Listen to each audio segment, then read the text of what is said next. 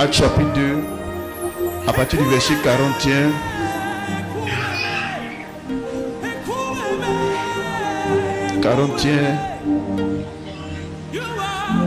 Non, à partir du verset 40. Actes chapitre 2, le verset 40 à 43. Je lis.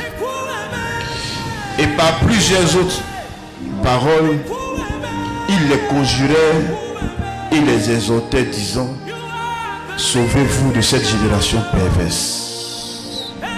Sauvez-vous de cette génération perverse. Sauvez-vous de cette génération perverse. Ceux qui acceptèrent sa parole furent baptisés. Et en ce jour-là, le nombre des disciples s'augmenta d'environ 3000 âmes. Ils persévéraient dans l'enseignement des apôtres, dans la communion fraternelle, dans la fraction du pain et dans les prières. Verset 43. La crainte s'emparait de chacun et il se faisait beaucoup de prodiges et de miracles par les apôtres. Je te bénis, Seigneur, je te glorifie.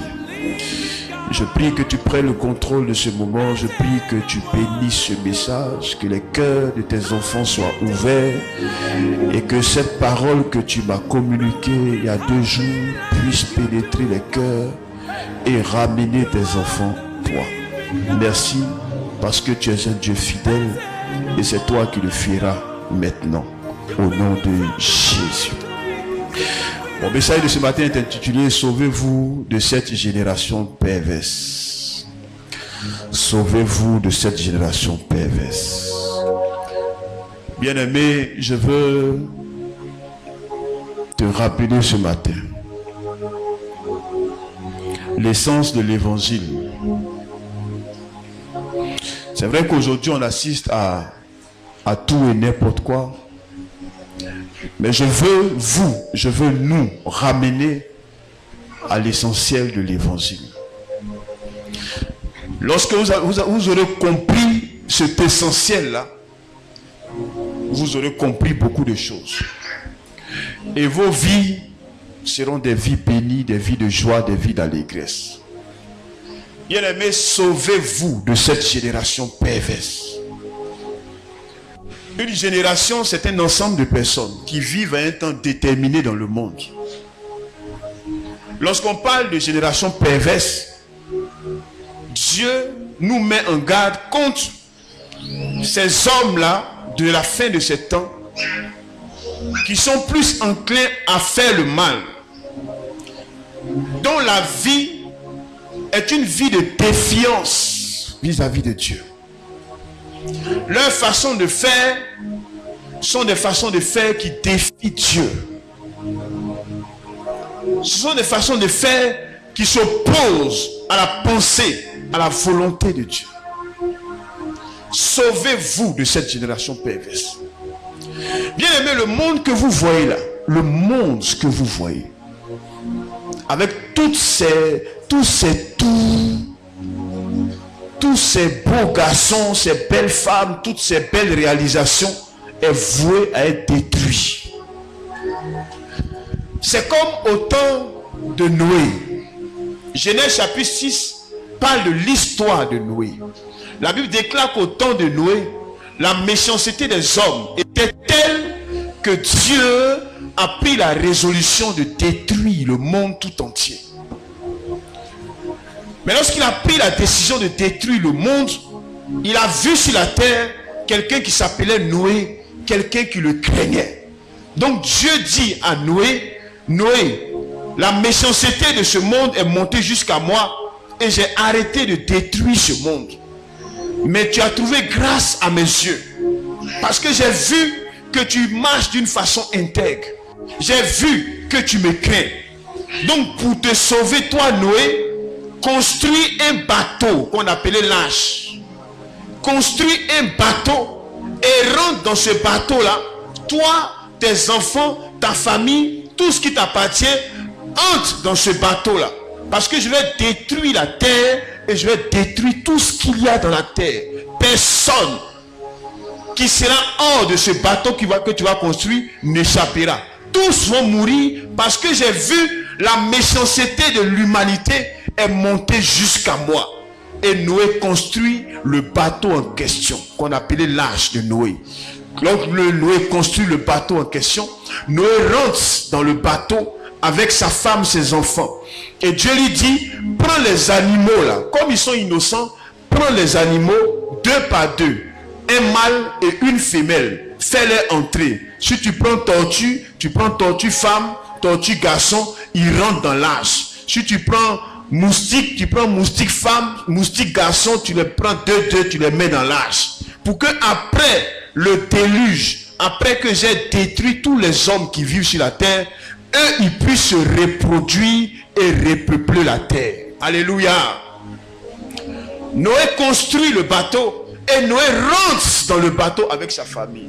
Lorsque Noé est en sécurité, quand Noé rentre dans le bateau, quand Noé se sauve de la destruction, la Bible dit que Dieu envoie un déluge, c'est-à-dire il fait pleuvoir pendant 40 jours, sans interruption. Il pleut, il pleut, il pleut. La pluie remplit le monde. La pluie noie les maisons, les immeubles, les voitures de l'époque. Et tout le monde meurt à part ceux qui sont dans l'arche. À part ceux qui sont venus se réfugier dans le bateau. Tous périssent sans exception. Tout le monde a été détruit par Dieu. Aujourd'hui, c'est la même chose. Ce monde dans lequel nous sommes, il est voué à la destruction. La Bible dit qu'il y a un temps qui va arriver où Dieu détruira la terre et tout ce qu'elle contient, où il détruira les cieux et il va envoyer un nouveau ciel et une nouvelle terre. Ce monde est voué à la destruction. Comme au temps de Noé, notre rôle en tant que des pasteurs, en tant que des prédicateurs, ce n'est pas de vous enseigner comment on devient riche. Ce n'est pas de vous enseigner comment on prospère sur la terre. Un pasteur, son rôle, c'est d'avertir ceux avec qui il vit. Comme au temps de Noé. Noé disait, les gars, changez vos vies. Arrêtez l'homosexualité. Arrêtez la débauche. Arrêtez la boisson, la drogue. Parce que Dieu dit, il va détruire la terre par un déluge. Noé avertissait les gens. C'est cela notre rôle aujourd'hui. Notre rôle, c'est de vous avertir. C'est de vous avertir, Église.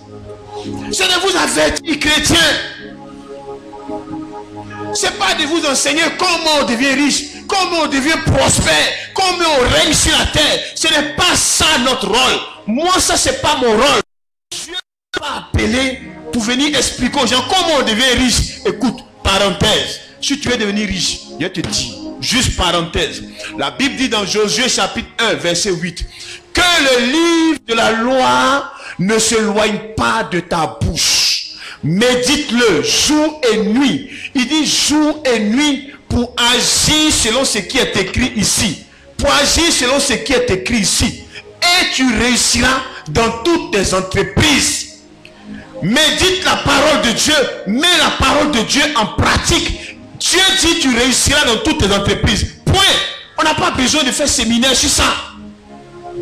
Si tu es trop fâché par ta pauvreté, si tu es trop fâché par ta vie difficile, ouvre la Bible et puis mets la parole de Dieu en pratique.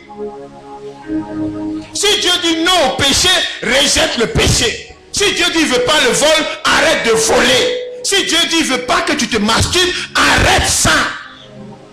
Tu connaîtras le succès, tu connaîtras la réussite. C'est pas ça le rôle d'un pasteur. C'est pas ça. Le rôle d'un pasteur, c'est pas d'enseigner aux gens comment on devient riche, comment on devient prospère, comment on possède la terre, comment on possède le monde. Ce n'est pas ça. Si c'était pour ça, Dieu n'allait pas venir nous appeler. On enseigne ça déjà dans les écoles de marketing. C'est pas ça l'évangile. Notre rôle, c'est de vous avertir, chrétiens, pour dire Dieu va envoyer un déluge. Dieu va envoyer un déluge. Dieu va envoyer la destruction. Attention, Église. Attention, chrétiens. Attention. Pour que vous soyez éveillés. Pour que vous soyez conscients que le monde n'est pas que ce que nous voyons.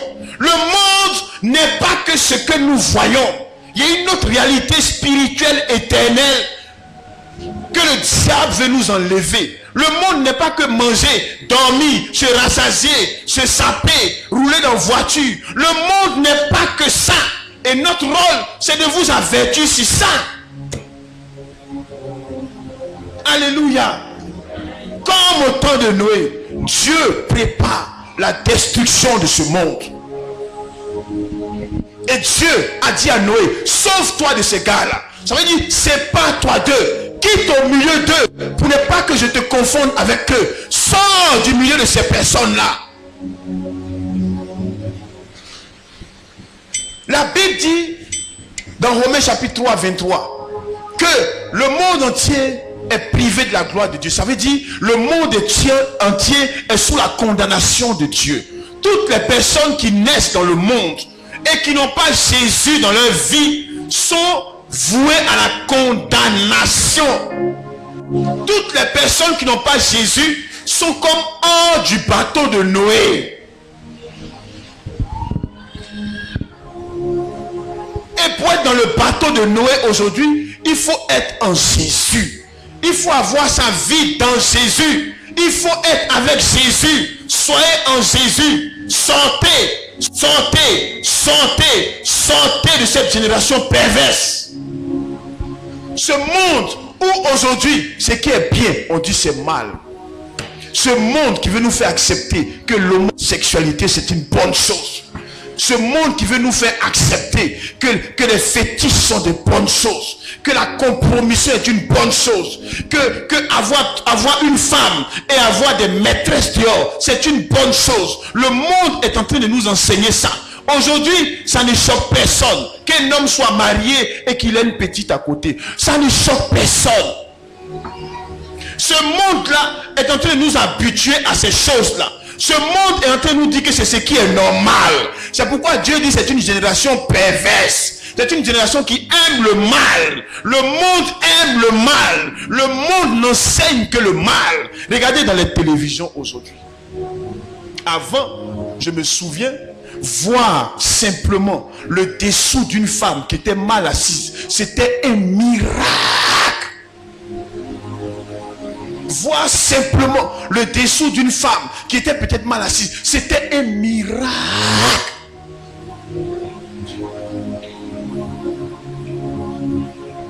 Quand nous on était encore dans le monde, et quand tu vois ça, je me souviens, quand tu es encore à l'école primaire, et que même tu vois même simplement le dessous de ta camarade, mais tu te dis que mais Dieu t'a béni. Tellement que c'était un miracle. Les femmes avaient une haute estime d'elles-mêmes. Leur dessous, leur intimité était protégée, était préservée. Mais aujourd'hui, ça ne dit plus rien à quelqu'un. Même dans la télévision nationale, des femmes se promènent nues, des femmes dansent nues. Ça ne choque personne. Le monde, cette génération, aime le mal. Et vous, en tant que chrétiens, Dieu est en train de vous dire, sauvez-vous de cette génération, parce qu'il va détruire tout ça. Sauvez-vous de cette génération. Sauvez-vous de ça. Ne vous mélangez pas à eux. Quand Noé est rentré dans l'arche, Noé n'est pas sorti encore pour voir, est-ce qu'il ne peut pas encore aller bavader, marcher avec mes gars qui sont hors de l'arche. Quand Noé est entré dans l'arche, Noé est resté dans l'arche. Il est resté dans l'arche. Il est resté dans l'arche. Il est resté en Jésus. Sauvez-vous de cette génération chrétienne. Ne prenez pas leurs habitudes. Ce monde est voué à la destruction. Ce monde est voué à être détruit. Ne prenons pas leur façon de faire. Ne nous mélangeons pas à eux. Ne nous confondons pas à eux. Ne laissons pas leur façon de faire nous contaminer. Sauve-toi de cette génération. Sauve-toi de ce monde. Sauve-toi toi-même. Aujourd'hui, c'est parce que on ne dit plus ça. Qu'aujourd'hui, les chrétiens ont perdu l'essentiel de la chrétienté. Des gens qui viennent à l'église, qui vont se fâcher un matin. Parce que depuis qu'ils viennent à l'église, le pasteur n'est pas venu les voir chez eux à la maison. Donc lui, il est fâché, il ne parle plus à Jésus. Sauve-toi de ce monde. La Bible dit, sauve-toi de cette génération. Ce n'est pas au pasteur de te sauver, c'est toi-même. Dieu dit, sauve-toi. Toi-même, sauve-toi. Que le pasteur soit là ou pas, sauve-toi. Parce que si tu ne te sauves pas pour entrer dans l'âge, tu seras hors de l'âge quand le déluge va venir. Et Dieu ne dira pas, comme il est fâché à cause du pasteur, bon, c'est pas grave, pas loin le toucher. Si tu n'es pas dans l'âge, si tu n'es pas en Jésus, et que à cause du pasteur, tu prends des résolutions, tu es fâché comme Dieu, tu vas te retrouver en enfer un matin. Sauve-toi. Chacun de nous se cherche. Cherche-toi, chrétien. Réveille-toi. Réveille-toi. Tu n'es pas chrétien pour moi. Tu n'es pas chrétien pour le pasteur. Tu n'es pas chrétien pour le frère. Peu importe les dérives du pasteur. Tu t'en fous de ça. Sauve-toi, frère. Sauve-toi. Sauve-toi. Cherche-toi. Une destruction arrive. Sauve-toi. Sauve-toi. Des temps difficiles arrivent. Sauvez-vous. Sauvez-vous de cette génération. Sortez du milieu d'eux. Ne copiez pas leur façon de faire. Ne copiez pas leur façon d'être. Ne copiez pas leur façon de marcher. Leur façon de parler. Leur façon de s'habiller. Sauvez-vous d'eux. Soyez différents d'eux. Soyez différents d'eux. Vous savez, depuis 48 heures, mon âme est en paix. Mon âme est dans la tristesse. Vous savez pourquoi? Parce que Dieu dit, autant que vous êtes, il ne connaît pas plus de 15 personnes autant que vous êtes ici. Il dit, il ne connaît pas plus de 15 personnes ici. Là. Il ne connaît pas plus de 15 personnes. Il ne connaît pas plus de 15 personnes. Tout le monde confondu. Moi, groupe musical, tout le monde là. Il n'y a pas plus de 15 personnes que lui, il connaît. Comme lui appartenant. Dieu dit, il ne connaît pas plus de 15 personnes dans cette église. Il dit, il ne connaît pas plus de 15 personnes. Est-ce que tu comprends ce que ça veut dire ce matin? Est-ce que tu comprends ce que je suis en train de te dire? Dieu dit, il ne connaît pas plus de 15 personnes. Pourtant, nous sommes chaque dimanche à l'église. Mais Dieu dit, il ne connaît pas plus de 15 personnes. Parce que dans l'entendement de Dieu, lorsque tu as donné ta vie à Jésus, on ne doit pas te retrouver encore dans les mêmes, au milieu de ceux qui sont perdus, avec la même façon de faire, avec la même façon de marcher, avec la même façon de parler, avec la même façon de vivre. Oh, nous disons qu'on connaît le Seigneur, mais on a encore les mêmes réflexes qu'avant. C'est pourquoi Dieu dit, il ne connaît pas plus de 15 personnes ici. Si Dieu devait venir faire l'enlèvement ce matin, il n'y a pas plus de 15 personnes qui partiraient avec lui. À quoi ça aurait servi? À quoi ça aurait servi d'avoir gagné tout ça? Mais Dieu dit, il ne te connaît pas. Dieu dit, il ne me connaît pas. Pas plus de 15. Pas plus de 15 personnes. Sauvez-vous du monde. Ne soyez pas des chrétiens infiltrés dans le monde. Sortez de cette génération. Sortez du milieu de ceux qui font du mal. Sortez du milieu de ceux qui pensent du mal. Sortez du milieu de ceux qui sont à l'église, mais qui ont leur cœur dans le monde. C'est eux que Dieu appelle la génération perverse. C'est une génération qui aime le mal, qui aime défier Dieu, qui est assise à l'église, mais le cœur est tout entier dans les choses qui sont contraires à la parole de Dieu. Sauvez-vous de cette génération, chrétiens. Église, sauvez-vous de cette génération. Sauvez-vous de ces personnes. Sortez du péché. Sauvez-vous de ce monde de péché. C'est pour vous-même. C'est pas pour le pasteur. C'est pas pour moi. C'est pour vous-même. C'est pour vous-même.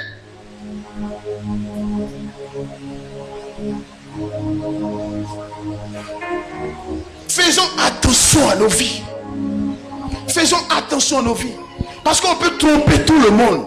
On peut tromper tout le monde. On peut tromper le pasteur. Mais le pasteur n'est pas responsable de ton éternité. Chrétien matin, prostitué le soir.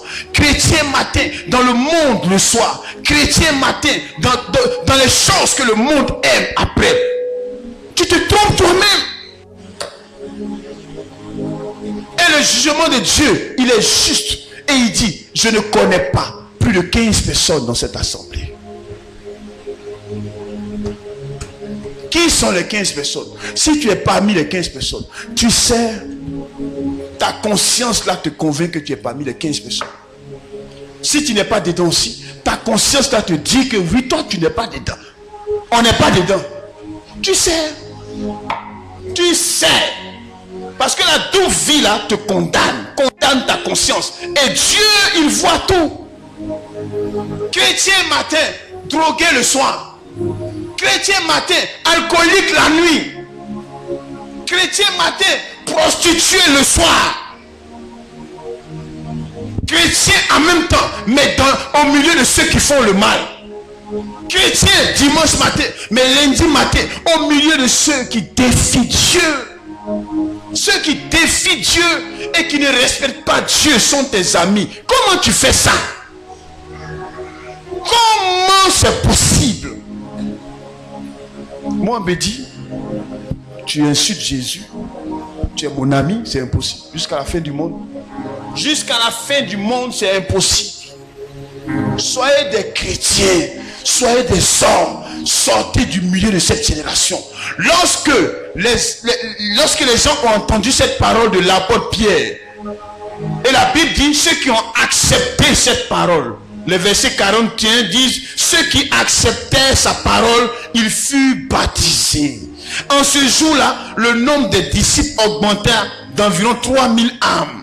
Ils persévéraient dans l'enseignement des apôtres. Quand ils ont accepté Jésus là, ils persévéraient dans l'enseignement des apôtres. Ils ne persévéraient pas dans les fumoirs. Ils ne persévéraient pas dans les maquis. Ils ne persévéraient pas dans les boîtes de nuit en secret. Ils ne persévéraient pas dans les bagarres. Mais ils persévéraient dans les enseignements des apôtres. Ils étaient dans la parole de Dieu, cherchant à connaître Dieu. Parce qu'ils se sont séparés totalement du monde. Ils ont décidé de sauver leur tête. Devant la destruction de l'humanité, ils ont décidé de sauver leur tête. Donc ils ont tourné dos à ces choses qui pouvaient les éloigner de Dieu. Aujourd'hui, les gens pensent qu'ils sont chrétiens pour le pasteur. Aujourd'hui, les gens sont convaincus que lorsqu'ils viennent à l'église, c'est un service qu'ils rendent au pasteur et c'est un service qu'ils rendent à Jésus. Point oui, point non, ils sont prêts à se fâcher qu'ils ne viennent pas à l'église. Mais si tu ne viens pas à l'église, mais tu vas aller en enfer, c'est tout. On a prêché ce message ici à des gens qui pensaient pouvoir nous faire plaisir. On a proclamé ce message. On a dit toutes les choses. Lorsqu'ils sortaient de l'église, ils étaient dans les fumoirs. Lorsqu'ils sortaient dans les églises, ils étaient dans les compromissions. Quand le souffle de vie a quitté, Dieu m'a montré. Il dit, ton gars là, il est en enfer. Regarde. Sortez du milieu de cette génération. Sortez du milieu de ceux qui font le mal. Craignez Dieu, chrétiens. Craignez Dieu. Craignez Dieu. Soyez chrétiens pour vous-même. Soyez chrétiens pour vous-même. Soyez chrétiens pour vous-même. Ne soyez pas chrétiens pour quelqu'un. Ne soyez pas chrétiens pour le pasteur. Je n'ai que faire de ça. Je n'ai que faire de ça. Je ne suis pas policier de quelqu'un. Ce que je connais, que Dieu m'a dit, c'est ce que je vous dis. Dieu dit, sortez du milieu de cette génération perverse. Ne restez pas au milieu d'eux. Ne prenez pas leur façon de faire. Ne prenez rien de ce qui appartient à cette génération. Sortez! Sortez! Dans Genèse chapitre 19, Dieu, il décide de détruire Sodome et Gomorrhe. Il envoie des anges dans cette ville. Et les anges disent, cette ville-là, Dieu nous a envoyé. Il dit dans cette ville, il y a trop de plaintes contre cette ville qui sont montées jusqu'à lui. Donc il nous a envoyé pour venir voir si c'est vrai. Arrivé à Sodome et Gomorrhe, les anges même là, les habitants de Sodome et Gomorrhe, c'est eux que eux ils voulaient sodomiser. C'est les anges même ils voulaient faire péder. Les gars disent que ouais, c'est que vraiment pour vous là ça a dépassé. Mais Dieu dit aux anges, sortez Lot du milieu de cette ville. Parce que ma colère va tomber sur cette ville. Écoutez, bien aimés, les gens qui ont vécu au temps de Sodome et Gomorrhe, c'était des hommes comme toi et moi. C'était des hommes comme toi et moi. On n'est pas mieux. Faut pas que quelqu'un te blague pour dire Dieu il est amour. Il y a un évangile d'amour aujourd'hui qui est sorti directement de l'enfer, où ils ont créé un nouveau Dieu qui se fasse pas avec quelqu'un. Lui il aime seulement. Tu es dans bêtise, mais non, lui il t'aime. Tu fais des conneries, mais lui il t'aime seulement. Il ne s'efface pas. Un nouveau Dieu qui rit seulement. Il rit, il tape dans la main des gens seulement. Ça, c'est pas Dieu. Dieu s'efface. Et notre rôle, c'est de vous avertir. Et les anges disent à l'autre, sors du milieu de cette ville. Parce qu'on va détruire cette ville avec tous ceux qui habitent cette ville. Ils lui disent, prends ta famille, prends tes enfants, et prends tes gens, tes beaux, tes quoi, prends tout cela. À cause d'Abraham, toi l'autre, on va te sauver. Sors de cette vie. Les anges tiennent la main de l'autre et sa famille. Ils les font sortir de cette ville. Et Dieu envoie la destruction sur Sodome et Gomorrhe. Dieu, le même Dieu, votre nouveau Dieu d'amour qui ne s'efface pas, que vous avez créé là. Le même Dieu, il détruit Sodome. Il détruit Gomorrhe. Il détruit des vieux, des femmes, des enfants, des bébés. Il détruit tout ça. Parce que enfant de PD là, il va finir PD. Donc Dieu détruit tout ça. Le même Dieu, c'est écrit ici, Genèse chapitre 19. Lisez la Bible, vous connaîtrez Dieu. Il détruit tout le monde. Mais les anges donnent l'ordre à l'autre pour lui dire, lorsque tu sortiras, ne regarde pas derrière toi. Ne regarde pas derrière toi. Ne regarde pas derrière toi. Et la femme de l'autre, pendant qu'elle court, elle regarde derrière elle. Et la Bible déclare qu'elle devient une statue. Tu es sorti de Gomorrhe, de Sodome et Gomorrhe, mais tu continues de regarder derrière toi. Tu es en train de regarder à Sodome. Tu es en train de regarder ce que tu as laissé derrière. Tu es en train de regarder le péché que tu as laissé derrière. Tu es en train de regarder la vie des gens qui défient Dieu. Et tu n'es pas heureux d'être en Jésus. Mais tu es en train de regarder Sodome. Tu regrettes Sodome. Tu regrettes le péché. Tu regrettes la drogue. Tu regrettes la cigarette. Tu regrettes la boisson. Au point même où le pasteur, même quand tu le vois même, il t'énerve même lui et sa femme là. Tu es en train de regarder derrière. Écoute-moi. Si la femme de Lot est devenue une statue de sel, malgré que des anges sont descendus en chair pour la faire sortir, si tu continues de regarder derrière toi, si tu continues d'aller dans les choses que tu as laissées, tu périras comme la femme de Lot. Si tu continues de te retourner dans ces choses, dans ces vomissures, ces choses que tu as dit que tu laissais, ces choses que tu as décidé d'abandonner, si tu continues de regarder en arrière, si tu continues de regarder Sodome et Gomorrhe, fiston, je te dis, tu périras. Tu périras comme la femme de l'autre. Lorsque tu sors de Sodome et Gomorrhe, ne regarde plus derrière toi. Ne regarde plus derrière toi. Regarde devant toi. Ne regarde plus derrière. Devant toi. Ne regarde pas derrière. Ne regarde pas derrière. Ne va pas renouer avec les mêmes relations impudiques que tu as laissées avant. Ne regrette pas de sortir de Gomorrhe. Ne regrette pas le monde de ses façons de faire. Sinon tu périras.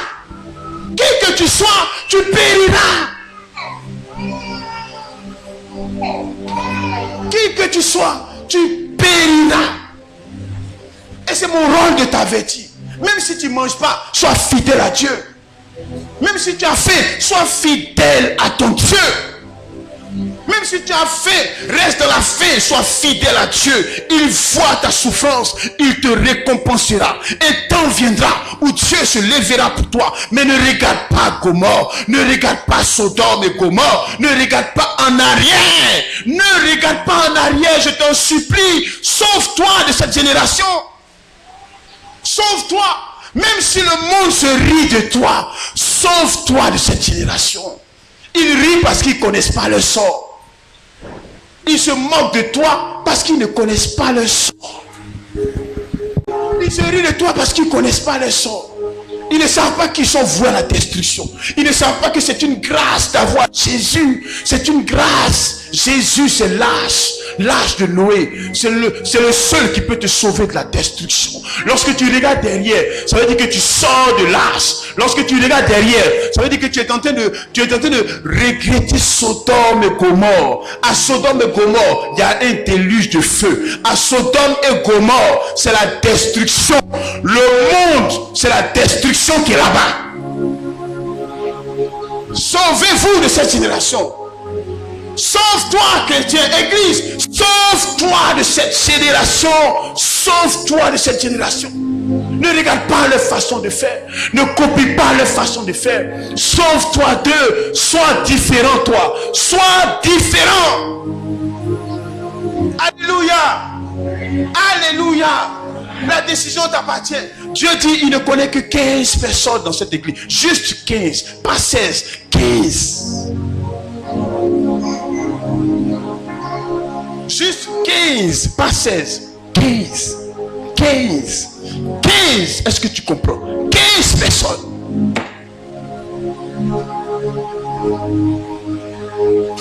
Je ne suis pas intéressé par être l'homme le plus riche du monde et perdre mon âme. Je ne suis pas intéressé.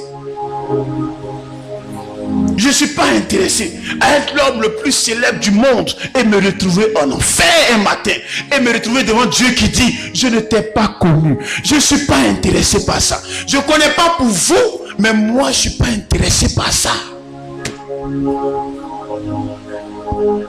Le christianisme, c'est pas du jeu. J'ai passé ce matin. Il y a quelqu'un qui a mis une affiche. Un programme haut niveau prophétique. C'est le thème du programme. Haut niveau prophétique. Ça veut dire quoi? Haut niveau prophétique. Ça veut dire quoi? Haut niveau prophétique. Ça veut rien dire. Ça veut rien dire. C'est pourquoi Dieu nous a appelés. C'est pour être sa voix. C'est ses porte-paroles. Pour avertir ce monde. Pour dire hey, attention. Attention le monde. Attention. Une destruction arrive sur le monde. Même si la destruction ne te trouve pas. Mais tu vas mourir un jour. Ou bien tu ne meurs plus. Tu vas mourir un jour. Tu vas mourir un jour. Tu peux tomber ce matin. Tu peux tomber ce matin. Tu peux te coucher, tu ne vas pas te réveiller. Ce temps-là va arriver. Donc vis ta vie. Mais vis ta vie en te sauvant de cette génération. Cette génération qui est vouée à la destruction. Cette génération qui est vouée à l'enfer. Si personne ne leur prête Jésus, tous iront en enfer. Si personne ne proclame Jésus et que cette génération n'entend pas Jésus, tous brûleront en enfer sans que ça n'émeuve Dieu du tout. Parce qu'il a détruit Sodome et Gomorrhe avec tous ses habitants. Il a fait tomber le déluge avec tous les habitants. Si tu refuses de te repentir et d'écouter la voix de Dieu et de persévérer, que tu choisis de persévérer dans le mal, tu périras. Tu périras. Et les 15 personnes dont Dieu a parlé, ils te verront au ciel dans 100 ans. Ils te salueront de loin et toi tu seras en train de périr. Pourquoi? Pourquoi? Pourquoi? Pour 5 minutes de plaisir. Le péché, qu'est-ce que ça apporte? 5 minutes de plaisir. Le péché suprême, c'est quoi? Ce sont les femmes, ce sont les hommes. Qu'est-ce que ça apporte? 5 minutes de plaisir. Ce matin, avant que je sortais, je voyais l'image d'un pasteur menotté par la police. Il a été accusé d'avoir violé des jeunes filles. Il a été menotté. Ces photos sont diffusées partout dans le monde. C'est la honte pour le ciel. C'est la honte pour Dieu. Pourquoi? Pour 5 minutes de plaisir. 5 minutes de plaisir.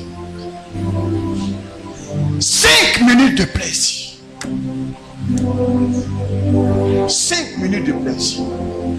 Qu'est-ce que toutes ces âmes qu'il a gagnées vont devenir? Qu'est-ce que toutes ces âmes qu'il a gagnées vont devenir? Qu'est-ce que toutes ces âmes qui ont gagné vont devenir? Frères, réveillez-vous. Sortez du milieu de ça. Sortez du milieu de ça. Éloignez-vous. Cherchez vos têtes. Cherchez vos têtes. Sortez de Sodome et Gomorrhe. Sortez de Sodome et Gomorrhe. Fuyez. Fuyez. Fuyez. Fuyez. Là où qui peut vous mener à la destruction. Fuyez. Séparez-vous totalement. Séparez-vous de façon radicale. Séparez-vous. Sauvez-vous de ce monde. Vous savez qu'il y a un danger qui arrive. Dieu vous avertit du danger. Mais vous restez encore là où il y a le danger. Moi, j'ai choisi de me sauver de ce monde en m'agrippant à Jésus. J'ai choisi de me sauver de ce monde en restant fermement enraciné en Jésus. Quoi que cela me coûte, je resterai en Jésus jusqu'à la fin de mes jours sur cette terre. Alléluia. Jésus matin, Jésus à midi, Jésus le soir. Pas travail d'abord, pas femme d'abord, pas enfant d'abord, pas boîte de nuit d'abord, pas boisson d'abord, pas drogue, pas cigarette, mais Jésus d'abord, Jésus, ensuite le reste. Après, parce que je ne veux pas être compté parmi ceux que Dieu va rejeter à la fin. Alléluia. Alléluia. Alléluia. Ça fait combien d'années que tu es chrétien? Ça fait combien d'années que tu es chrétien? Ça fait combien d'années que tu as pris la résolution de donner ta vie à Jésus? Ça fait combien d'années? Mais tu n'as pas encore compris ça. Tu n'as pas encore compris ce que je suis en train de te dire. C'est pourquoi encore on te trouve là où on ne doit pas te trouver. En train de sceller ta propre condamnation. Ta propre condamnation. Tu scelles ta propre condamnation. Tu te condamnes toi-même. Tu crois le faire à quelqu'un, mais tu le fais à toi-même. Tous ceux qui pensent que venir à l'église c'est une mode. On se réveille dimanche matin, on s'en va à l'église. On arrive, le groupe musical chante, on danse quand, après on vient. Non, c'est pas ça l'église. L'église c'est dehors là-bas. Quand tu as fini le culte, quand les gens te voient, on dit assurément, il y a eu un changement. Comme Jésus, lorsqu'il est arrivé, personne ne croyait en lui. Mais lorsqu'il était sur la croix, la Bible dit, le centenier l'a regardé. Il dit, assurément, cet homme est un enfant de Dieu. Quand tu as fini de danser ici, mais dehors, c'est dehors là-bas, les gens regardent pour voir si tu es un enfant de Dieu. Par rapport à ce que tu vas leur montrer dehors, ils diront assurément, cet homme est un enfant de Dieu. Et quand ta conscience ne te condamne pas, sache que Dieu ne te condamne pas. Tu fais partie des 15 personnes dont Dieu a parlé. Mais si ta conscience te condamne, sache que frère, sache que tu n'en fais pas partie. Et il n'est pas encore tard. Ressaisis-toi. Ressaisis-toi. Parce que si tu persévères dans la voie que tu as prise, dans cette voie mauvaise dans laquelle tu es, la voie de se cacher, la double vie, la voie de la compromission, si tu persévères dedans, tu pourras te cacher de moi, mais tu ne pourras pas te cacher du ciel. Alléluia. La Bible dit, il voit tout sous le ciel. Il voit tout sous le ciel. C'est pourquoi pendant que moi je croyais naïvement que nous tous qui sommes ici, on allait se retrouver au ciel un matin, Dieu dit non. Il dit non. Je ne connais pas plus de 15 personnes ici dans cette église. Pas plus de 15 personnes.